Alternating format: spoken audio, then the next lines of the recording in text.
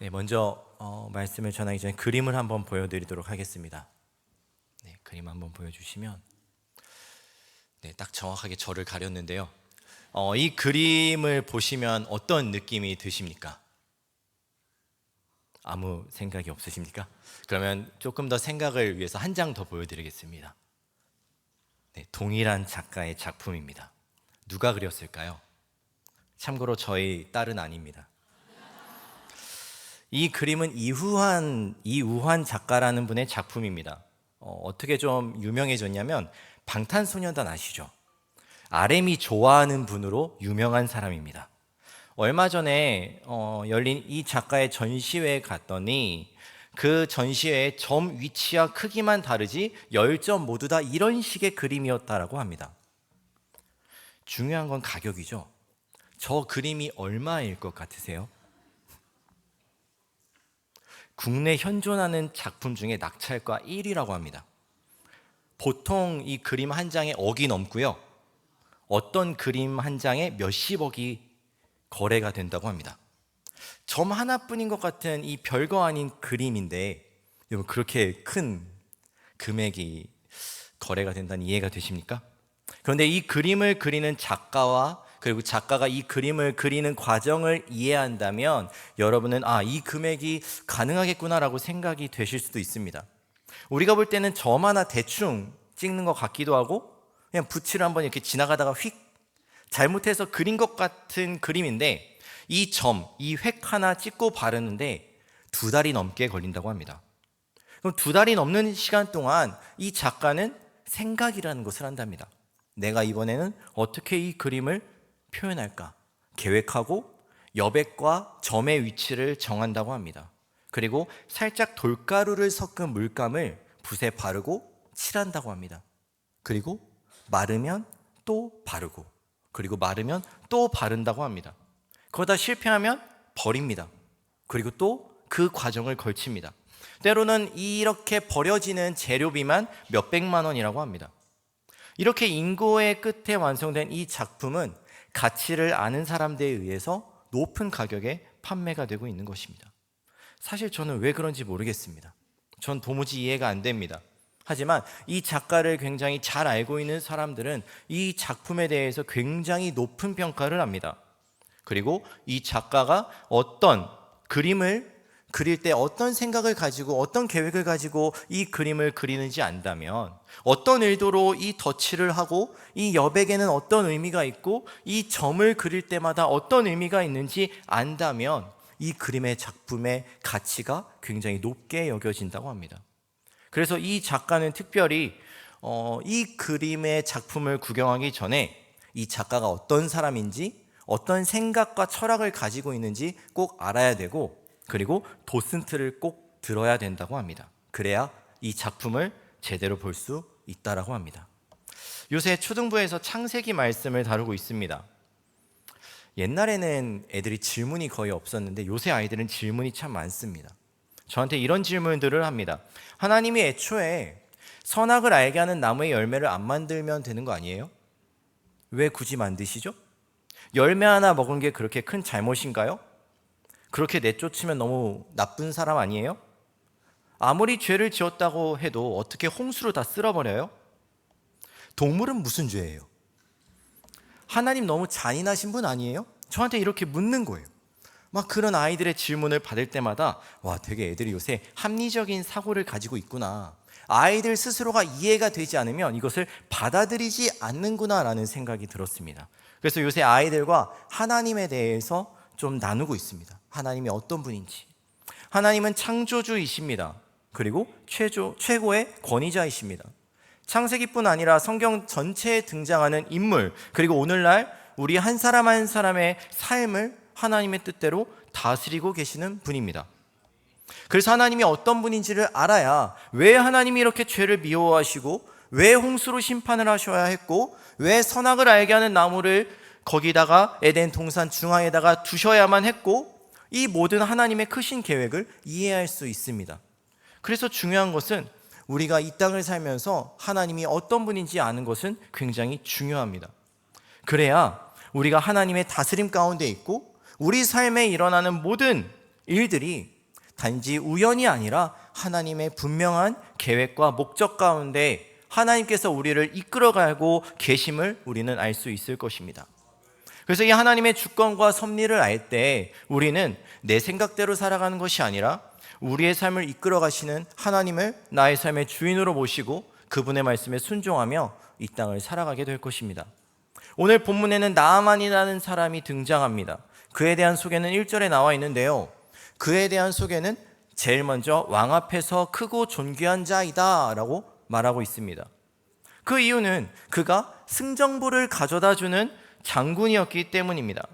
그리고 그가 크고 존귀한 자가 될 수 있었던 이유, 다시 말해 전쟁에서 승리할 수 있었던 이유를 1절에서 크고 존귀한 자이다 그 뒤에 뭐라고 설명하냐면 하나님이 그를 통해 아람을 구원하셨다라고 설명하고 있습니다. 놀라운 일이죠. 하나님이 이스라엘 사람이 아니라 이방 나라 하나님을 모르는 아람의 사람을 사용하셨다라는 것, 그리고 그가 승리를 거두었던 나라가 바로 하나님의 나라 이스라엘이었다라는 것은 굉장히 어떻게 보면 놀라운 일입니다. 왜냐하면 그 시대의 사람들은 전쟁에서 승리하는 이유는 자기가 섬기는 신이 자신에게 승리를 가져다 주었다고 생각했기 때문입니다. 그러면 아람 군대가 이기면 당연히 아람의 신이 그들을 이기게 하였다라고 생각해야 되는데, 오늘 말씀은 아람의 신이 아니라 이스라엘의 하나님이 그들에게 승리를 주셨다라고 성경에서 분명히 말하고 있습니다. 그러면 이스라엘은 어떤 나라인가요? 하나님의 나라이죠. 근데 문제가 있습니다. 아하왕 이후에 여전히 그 땅에는 우상 숭배가 가득했습니다. 하나님을 찾아야 되는 나라인데 하나님을 찾지 않게 되었습니다. 하나님의 백성들은 하나님보다 우상을 찾기 시작했습니다. 그래서 하나님은 하나님 자신을 그곳에 보이기 위하여, 알게 하기 위하여 마치 사사기 때처럼 아람 나라의 나아만을 선택하시고 그를 사용하셔서 이번 전쟁에서 이스라엘에게는 패배를, 아람에게는 승리를 주고 계시는 것입니다. 1절에 보면 이제 나아만에 대한 소개가 이어서 나오는데요, 그는 큰 용사이지만 나병 환자이다 라고 말합니다. 그는 왕에게 인정받는 자였습니다. 높은 신분이었죠. 하지만 이 나병 앞에서는 무엇도 할 수 없는 연약한 사람입니다. 그래서 그가 믿는 신, 아람의 신도 그의 문제를 해결할 수 없었습니다. 아람의 신은 무능했지만 하나님은 위대하십니다. 그래서 비록 이방 사람이지만 하나님은 그를 향한 계획이 있으셨습니다. 아무도 나아만을 향한 도움이 될 수 없었지만 이스라엘의 하나님은 이미 그를 선택하셨고, 그리고 그를 향한 계획이 있으셨고 그를 위해 일하고 계셨습니다. 2절 말씀 함께 읽겠습니다. 같이 읽겠습니다. 시작. 전에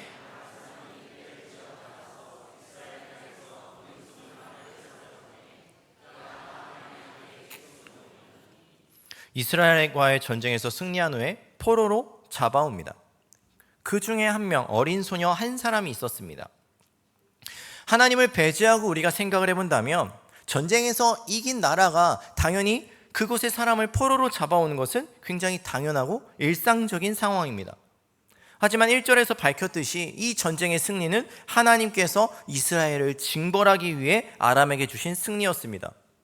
우상으로 팽배해진 이스라엘 가운데서, 그리고 그 많은 포로 가운데서, 그리고 하나님을 아는, 그리고 하나님의 선지자를 아는 소녀 한 사람이 때마침 나병에 걸린, 하나님의 도움이 아니면 해결받을 수 없는 그 나아만 장군의 집에 가게 된다는 것, 그리고 그 소녀가 마치 원수와도 같은 나아만에게 침묵하지 않고 하나님의 선지자에 대해 이야기하고 있다는 것, 이 모든 것을 우연으로 보기는 어려운 것 같습니다. 하나님의 계획으로 본다면 하나님은 작게는 나아만을 향한, 크게는 하나님의 크신 이스라엘과 아람을 향한 계획이 있는 하나님의 방법으로 볼 수 있을 것입니다. 나아만은 자신의 방법으로 나병이 절대 나을 수 없음을 알았습니다. 그래서 하찮은 포로의 말이라도 지푸라기라도 잡는 심정으로 아람 왕을 통해 이스라엘로 향합니다. 그리고 그가 이스라엘 왕에게 편지를 줍니다. 그리고 이스라엘 왕은 당황합니다. 여러 가지 현실적인 이유가 있죠. 첫 번째로는 이스라엘은 나병을 고칠 수 없는 병이라고 생각했습니다. 그리고 굉장히 중대한 질병 중에 하나라고 생각했죠. 그래서 왜 나병 환자들을 격리하잖아요. 두 번째로는 아람과의 관계로 봤을 때 이 부탁은 결코 무시하거나 혹은 그냥 돌려보낼 수 없는 상황이었습니다. 그 당시 시대가 그랬죠. 그래서 이 편지를 받은 이스라엘 왕은 반드시 대안을 만들어야만 했습니다. 만약에 이스라엘 왕이 하나님을 제대로 알았다면 그의 말처럼 사람을 죽이고 살릴 수 있는 하나님께 이 문제를 물었어야 합니다. 혹은 하나님의 말씀을 전하는 하나님의 선지자 엘리사를 기억하고 그를 불러서 이 문제에 대한 해결책을 얻었을 것입니다. 하지만 그러지 않아요. 왜냐하면 이스라엘이 이미 우상으로 팽배했기 때문이에요. 이스라엘 왕은 더 이상 하나님을 찾고 있지 않았습니다. 그래서 하나님의 말씀에 귀를 기울이지 않으니 선지자를 기억하지 못했을 것입니다. 그래서 하나님을 통해서 이 문제를 바라보고 해결하려고 하지 않습니다. 그래서 자신의 생각대로, 자신의 방법대로 이 문제를 바라보는데 결과가 어떻습니까? 불가능하죠. 그러니까 어떤 반응을 보입니까? 분노와 슬픔으로 옷을 찢습니다. 그리고 그는 생각합니다. 나아만이 이스라엘에 온 이유는 나병의 치유를 위해서가 아니라 아람 왕이 자기에게 시비를 걸고 전쟁을 일으키려는구나 라는 아람 왕의 계획으로 이 모든 사건을 바라보게 됩니다. 그럼 나아만은 어땠을까요? 나아만이 어떤 소식을 듣고 이 이스라엘 왕에게 왔습니까? 그 나라에 선지자가 있음을 알고 왔습니다. 하지만 그 왕에게 선지자에 대한 이야기를 하지 않아요. 그리고 단지 편지만을 그냥 내밀고 있을 뿐입니다. 지금 이 모든 문제 가운데 아무도 하나님을 찾고 있지 않습니다. 아무도 이 상황을 하나님의 계획으로 받아들이고 있지 않습니다. 다 자기의 생각대로 나아만은 이 병을 고치기만 하면 되고 이스라엘 왕은 고칠 수 없으니까 분노하고 있습니다. 그런 상황 가운데 하나님은 포기하지 않으시고 자신의 방법대로 이 문제를 해결해 가십니다. 본문 8절 말씀 함께 읽겠습니다. 같이 읽습니다. 하나님의 사람 엘리사가 이스라엘 왕이 자기의 옷을 찢었다함을 듣고 왕에게 보내 이르되 왕이 어찌하여 옷을 찢었나이까? 그 사람을 내게로 오게 하소서. 그가 이스라엘 중에 선지자가 있는 줄을 알리이다 하니라. 8절에 등장하는 단어가 있습니다. 하나님의 사람 그리고 선지자입니다. 우상으로 팽배해진 이스라엘 땅에 하나님을 아는, 하나님의 말씀을 전하는 선지자가 있었습니다. 전쟁 가운데에서 패배하고 하나님보다 우상을 찾는 이 상황 가운데서 하나님은 보이지 않는 것 같고 일하시지 않는 것 같아 보이지만 이미 하나님은 그 가운데 계셨음을 보여주고 있습니다. 우리가 엘리야와 바알의 선지자 전투를 통해서 어떤 교훈을 얻습니까? 하나님이 이스라엘 가운데 계심을 보여주시는구나 라는 것을 알 수 있는 것처럼 이제 그의 뒤를 이은 엘리사를 통해서 하나님은 여전히 이스라엘 가운데 계시고 그들의 모든 상황 가운데 다스리는 분이심을 보여주고 계신다는 것입니다. 그래서 하나님은 엘리사를 통해서 그 나아만을 자기에게로 오게 합니다. 10절에서 11절 말씀입니다. 같이 읽겠습니다. 시작. 엘리사가 사자를 그에게 보내 이르되 너는 가서 요단강에 몸을 7번 씻으라. 내 살이 회복되어 깨끗하리라 하는지라. 나아만이 노하여 물러가며 이르되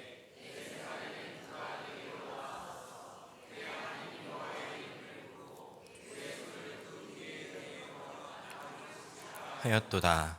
아멘. 나아만은 엘리사의 집으로 가는 동안 기대했을 것입니다. 엘리사가 직접 나오는 거죠. 그래서 자신을 정중하게 맞이할 것입니다. VIP처럼요. 하지만 집에 도착해도 정작 엘리사는 나오지 않았습니다. 그리고 종을 통해서 나아만이 해야 할 방법만을 알려줬습니다. 요단강에 몸을 7번 담그는 것이죠. 그 방법 자체가 굉장히 어려운 것 같지는 않습니다. 그냥 담그면 되잖아요. 근데 문제가 있죠. 나아만의 생각과 너무 다른 거예요. 이 해결책이. 자신의 생각대로라면 엘리사는 자신이 믿는 하나님의 이름을 부르며 환부에 손을 대는 등 액션을 보여줬어야 됐어요. 노력이죠, 노력. 당시 이방 제사장들의 모습이 이러했을 것이라고 추정합니다. 하지만 엘리사는 아예 모습조차 보이지 않습니다. 굉장히 화가 나는 상황이에요. 근데 또 하나 화가 나는 부분, 나아만의 생각과 달랐던 부분은 뭡니까? 더러운 요단강에 들어가야 된다는 것입니다. 만약 이것이 꼭 필요하다면, 강에 들어가서 몸을 씻는 것이 꼭 필요하다면, 이게 몸을 깨끗하게 하는 정결 의식이라면 굳이 흙탕물이 가득한 그 요단강에서 씻는 것보다 자신의 고향에 있는 더 깨끗한 강에서 씻는 것이 낫다고 생각했을 것입니다. 그래서 이곳에 괜히 왔다라는 생각도 들고 화도 나고, 그러니 어떡합니까? 그 방법에 순응하려 하지 않고 있습니다. 사실 이 말씀을 보면서 오늘날 우리 또한 이런 모습이 있진 않은가 한번 생각해 봤습니다. 우리가 살아가는 현실이 참 쉽지 않아요. 그러다 보니 하나님의 주권, 하나님의 때를 인정하고 살아가는 것이 너무 어려운 것 같습니다. 매일 하나님의 은혜를 경험하면 좋겠어요. 하지만 우리는 이 땅에 살면서 내가 원하든 원하지 않든 이유를 알건 모르건 간에 여러 가지 문제를 직면합니다. 그래서 우리는 우리의 방법대로 그 문제를 접근해 보려고 해요. 근데 잘 안 돼요. 연약한 우리의 모습을 보는 거죠. 그래서 우리는 어떻게 합니까? 하나님께서 이 문제를 해결해 주시기를 원해요. 내가 하다가 안 되면 하나님 도와주세요 라고 맡겨요. 근데 그냥 맡기는 게 아니라 문제가 있죠. 우리의 생각을 더해요. 하나님 왜 침묵하시죠? 하나님, 제 생각에는 이렇게 해결되어졌으면 좋겠어요. 하나님, 얼마 남지 않았습니다. 이때까지는 꼭 해결해야만 돼요. 하나님, 이렇게 일하여 주셨으면 좋겠어요. 내게 주어진 삶, 그리고 나에게 일어나는 문제 가운데 하나님의 계획과 일하심을 온전하게 신뢰하기보다 이렇게 일어나는 문제, 그리고 내 삶이 내 방법대로, 내가 원하는 대로 흘러가기를 우리는 은연중에 원하는 것 같습니다. 그러다 보니 내 생각대로, 내 방법대로 다르게 흘러가면 우리는 때로 하나님을 원망하는 것 같습니다. 그래서 하나님을 우리가 하나님이 어떤 분인지 알고 하나님이 우리를 향한 어떤 계획을 가지고 계신지 아는 것이 참 중요한 것 같습니다. 하나님은 우리의 어떠함과 상관없이 하나님은 우리가 때로는 하나님의 일하심을 우리 스스로 인식하지 못한다 할지라도 하나님은 신실하게 자신의 방법대로 자신의 계획을 이루어 가시는 분입니다. 때로는 그 과정 가운데 나의 생각을 꺾으시기도 하고 나의 고집을 꺾으실 때가 있을 것입니다. 때로는 내가 원하는 방법대로 이 문제가 해결되어지지 않을 때가 있을 수도 있습니다. 내가 봤을 때는 실패인 것 같습니다. 하지만 그 모든 과정 가운데 하나님이 함께하고 계십니다. 그리고 우리는 기대할 수 있습니다. 하나님이 하나님의 방법대로 이 문제를 해결하시리라고 말입니다. 그래서 우리가 하나님을 신뢰할 때 우리에게 일어나는 모든 상황에서 하나님을 인정할 수 있고 하나님의 방법을 우리는 받아들일 수 있을 것입니다. 다시 본문으로 돌아가면 13절에 그가 아람 땅에서부터 데리고 왔던 종들이 있었습니다. 그들은 사실 재물, 금과 의복을 가지고 오기 위해 데려온 자들이었죠. 하지만 하나님은 자신의 계획을 이루기 위해서 이들을 사용하십니다. 이방인이고 하찮은 이 종들을 사용하셔서 나아만을 만류하고 설득하고 계십니다. 하나님은 나아만을 포기하지 않으셨습니다. 계속해서 설득하고 계십니다. 처음에는 포로로 잡혀온 어린 소녀를 통해서, 그리고 엘리사를 통해서, 그리고 이제는 나아만의 종들을 통해서 하나님은 나아만의 삶 가운데 친히 간섭하고 계십니다. 그리고 그의 생각, 그의 방법, 그의 고집을 꺾고 하나님의 방법에 순종케 하십니다. 14절 말씀 함께 읽겠습니다.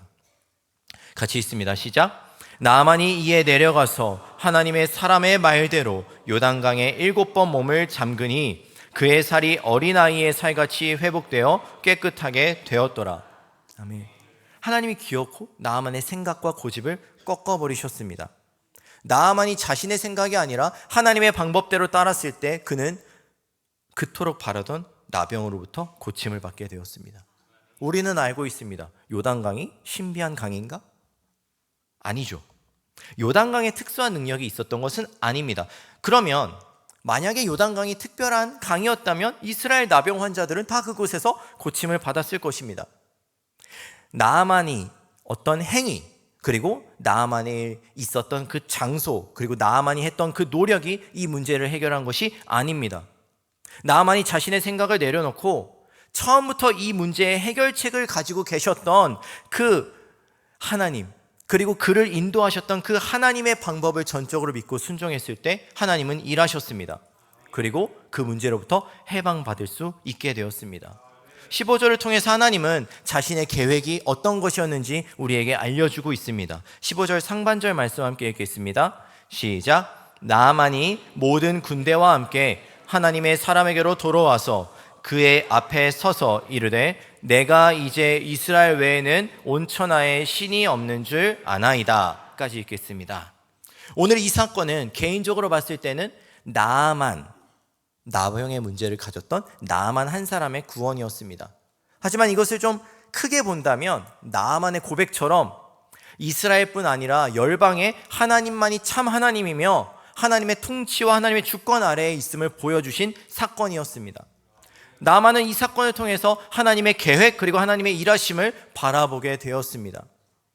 이스라엘 입장에서는 굉장히 불편했을 수 있습니다. 이스라엘의 백성들이 이것을 하나님의 계획으로 바라보지 않았다면 하나님은 이방인에게 일어난 이 구원의 역사, 왜 하나님이 그렇게 일하시지? 라고 생각할 수밖에 없었을 것입니다. 이스라엘 백성들이 신약 시대에 와서도 동일하지 않습니까?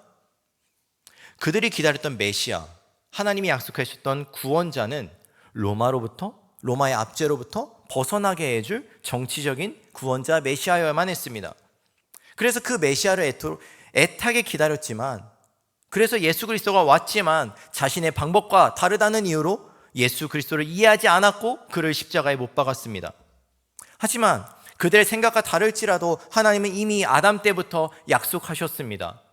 그리고 그 메시아를, 약속된 메시아를 로마로부터 해방이 아닌 죄로부터의 해방을 위해서 이 땅에 보내셨습니다. 정치적인 구원자가 아니라 생명의 구원자로서 이 땅에 보내셨습니다. 이 과정 가운데 하나님은 이스라엘이라는 나라를 선택하셨고 그들을 복의 통로로 삼으셨습니다. 그래서 그를 통해서 하나님이 어떤 분인지를 모든 열방에 알게 하셨고 이 복이 흘러가게 하셨던 분입니다. 하지만 하나님은 이스라엘이 우상을 선택하고 하나님을 포기하고 그들이 결국 멸망의 길을 걷게 되었음에도 그들을 포기하지 않으셨습니다. 끝까지 하나님의 약속대로 구세주를 이 땅에 보내주셨고, 그래서 하나님의 구원의 계획을 이루셨고 장차 완성하실 것입니다. 이 하나님이 오늘날 우리를 선택하셨습니다. 그리고 우리를 향한 하나님의 놀라운 계획이 있으십니다. 그리고 그것을 완전하게 이루어 가실 것입니다. 우리의 어떠함이 아니라 하나님의 신실함으로 이 약속은, 이 계획은 반드시 이루어질 것입니다. 그래서 약속대로 오신 예수 그리스도, 그리고 그 예수 그리스도를 이 땅에 보내신 우리보다 앞서 일하시는 하나님이 어떤 분인지를 우리가 주어진 이 삶 가운데서 분명히 알아야 할 줄로 믿습니다. 그래야 나를 향한 계획이 있다라는 것을 이해하게 될 것이고, 때로는 내 생각과 다를지라도 하나님이 신실한 분이시기에 분명 나를 좋은 길로 인도하실 거라는 그 하나님의 방법을 신뢰할 수 있게 될 것입니다. 사랑하는 성도 여러분, 우리는 하나님의 자녀입니다. 성도죠. 이 땅을 살아갑니다. 근데 참 연약합니다. 그래서 하나님의 뜻보다 내 뜻대로 살아갈 때가 있습니다. 이 자리에 있는 저 또한 마찬가지고요. 그래서 때로는 내 생각과 달라서 하나님의 방법을 이해할 수 없어서 여전히 내 생각과 내 방법을 고집하고 이 땅을 살아갈 것입니다. 그런데 너무나도 감사한 것은 그 하나님이 우리를 너무 잘 아신다는 것입니다. 그래서 우리의 연약함을 하나님은 분명히 사용하실 것입니다. 나아만을 향한 계획을 끝까지 이루셨던 그 하나님은 우리를 결코 포기하지 않으시고 하나님의 계획을 반드시 이루어 가실 것입니다. 비록 지금은 잘 모른다 할지라도 하나님의 때에 하나님의 방법으로 일하셔서 우리가 언젠가는 그 계획을 인정하고 우리의 고집을 꺾고 그 계획을 바라보게 하실 줄로 믿습니다. 그 신실하신 하나님을 힘써 알기를 소망합니다. 그래서 내 생각, 내 방법을 내려놓고 하나님의 방법을 구하시기를 소망합니다. 그리고 그 방법에 순종하며 이 땅을 살아가시기를 소망합니다. 하나님의 때 가장 좋은 길로, 가장 알맞고 완전한 길로 인도하실 그 하나님을 신뢰하고 맡겨진 그 삶을 살아나가는 저와 여러분 되시기를 주님의 이름으로 축복합니다. 찬양하겠습니다.